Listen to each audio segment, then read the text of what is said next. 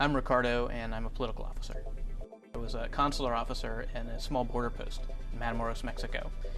And our job there was to help U.S. citizens who ran into trouble overseas.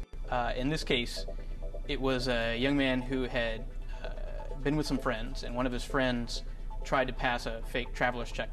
The perpetrator was able to get off on bail, as were all the other young students who were with him.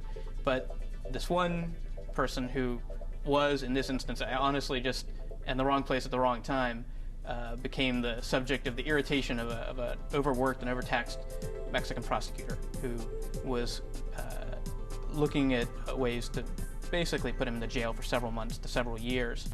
During the hearing, it was clear that the prosecutor was changing the testimony as he went along and essentially changed the plea from innocent to guilty and had the American citizen on a track to go to jail for, again, several months to several years for something that was really not only minor, but he actually hadn't carried out, and the guilty party had already been excused from punishment. So as a consular officer, I intervened and had them review the court testimony and correct the court testimony, and in a matter of a few minutes, essentially changed this American citizen's life in a meaningful way.